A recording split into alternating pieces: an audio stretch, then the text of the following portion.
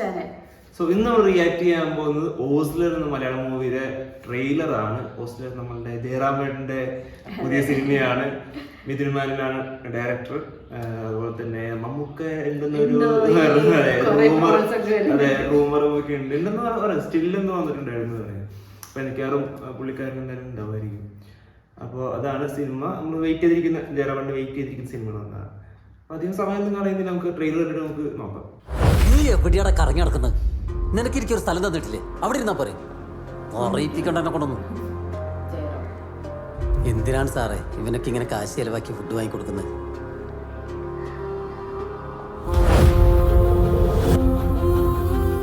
Sir വാങ്ങി തന്ന ഈ ഫുഡ് കഴിക്കുമ്പോൾ എനിക്കല്ല വിഷമമുണ്ട്. പക്ഷെ സാറ് മാസം മാസം കൊണ്ടുവന്നി ഹോട്ടൽ ഫുഡ് മാത്രമേ ഉള്ളൂ എനിക്ക് പുറം ലോകമായ ആകെയുള്ള ബന്ധം. ഓസ്ലർ, ഞാനും താനുമെല്ലാം ഒരേ തൂവൽ പക്ഷികളാണടു. We are dead men walking, broken, cursed, forgotten. തൻ്റെ ഭൂതകാലവുമായി താൻ പൊരുത്തപ്പെട്ടാൽ മാത്രമേ തൻ്റെ ഈ ഉറക്കമില്ലായ്മയിൽ നിന്നും തനിക്കൊരു മോചനമുള്ളൂ. തൻ്റെ ഇൻസോംനിയ ക്രോണിക് ആയിട്ടുണ്ട്. ഇപ്പോൾ താൻ ഹാലൂസിനേറ്റ് ചെയ്യാൻ വരെ തുടങ്ങിയിരിക്കുന്നു.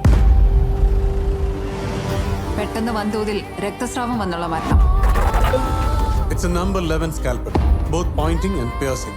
അയാൾക്ക് ആൾക്കാരെ നന്നായിട്ട് പേടിപ്പിക്കാറിയ ഒരുമാതിരി പ്രേതങ്ങളുടെ ശബ്ദം പോലെ. Kind of strange, അല്ലേ? Anything can happen to anyone, anytime, അല്ലേ? ജീവിച്ച് മതിയായ ഒരു മനുഷ്യനെ നമ്മളിനി എന്തു പറഞ്ഞ് ഭയപ്പെടുത്താൻ? അയാളുടെ കണ്ണുകളിലുണ്ടല്ല. I think you deserve to know. ദൈവവും പരദീസയുമെല്ലാം എന്നേ കൈവിട്ടവരാണ് നമ്മൾ. നരകങ്ങളുടെ ആഴക്കയങ്ങൾക്ക് പോലും വേണ്ടാത്തവർ. നമ്മുടെ ശാപമോക്ഷത്തിനായി ഒടുക്കം ചെകുത്താൻ തന്നെ നേരിട്ട് ഇറങ്ങിയാലോ ഓസ്ലർ? അയാളുടെ കയ്യിലുണ്ടെങ്കിലോ ഒരു ഡെവിൾസ് ഓൾട്ടർനേറ്റീവ്.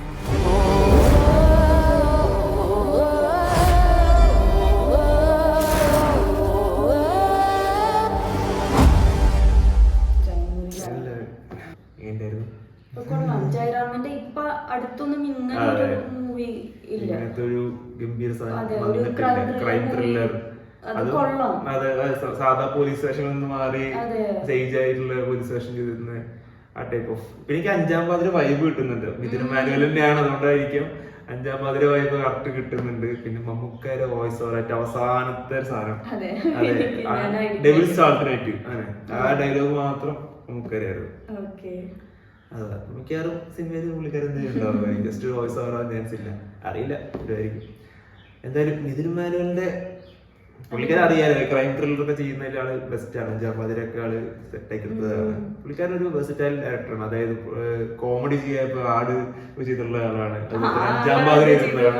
അതെ, രണ്ട് സ്ട്രീമിൽ വരുന്ന സിനിമകളാണ്. പുള്ളിക്കാരൻ രണ്ടും അടിപൊളിയാണ്. പുള്ളി ഒരു ഡയറക്ടറാണ്. അപ്പൊ ഇതിലും ആൾ തന്നെയാണ്. ഞാൻ മ്യൂസിക് ആണ് മെയിൻ നോക്കി ഇഷ്ടപ്പെട്ടു. മ്യൂസിക് ആയിരുന്നു. BGM ചെയ്തിട്ട് മ്യൂസിക് മിഥുൻ മുകുന്ദൻ. ഓക്കെ, ഞാൻ മറ്റേ സുശീൽ ശ്യാമ ചോദിച്ചിരിക്കുന്നു. ഓക്കെ, അടിപൊളി, കൊള്ളാം. നല്ല ട്രെയിലർ, നല്ല മ്യൂസിക്, BGM ഒക്കെ അവസാനമൊക്കെ നല്ലൊരു രസം ഉണ്ടായിരുന്നു. എപ്പോഴും 5ാം പാതിര സെയിം തന്നെയാണെന്ന് വിചാരിച്ചു. അല്ല,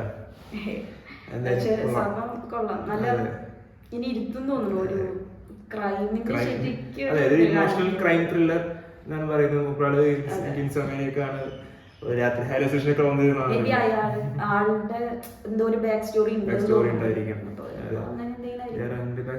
പഴയ കാലഘട്ടത്തിൽ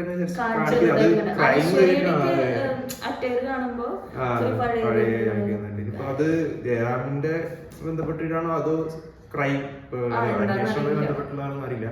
അത് നന്നായി, കാരണം സ്റ്റോറി ഒന്നും വ്യക്തമായിട്ട് പറയാതെ അതിന് നല്ല ഒരു ക്രൈം ത്രില്ലർ സ്റ്റോറി കാണിച്ചിട്ട് ബോറായിരിക്കും കുട്ടികൾക്ക്. അതെ, 11-ാം തീയതിയാണ് സമയം, പെട്ടെന്ന് ഇറങ്ങും. അപ്പൊ എന്തായാലും വെയിറ്റിംഗ് ആണ് ജയറാമന്റെ ഒരു തിരിച്ചു വരവിന് വേണ്ടിയിട്ട്. അപ്പൊ വേറെ പ്രത്യേകിച്ച് ഒന്നും പറയാനില്ല. എന്തായാലും നല്ല വെയിറ്റിംഗ് ആണ്. എന്തായാലും തിയേറ്ററിൽ പോയി കാണാനുള്ള ഒരു ഉദ്ദേശമുണ്ട്.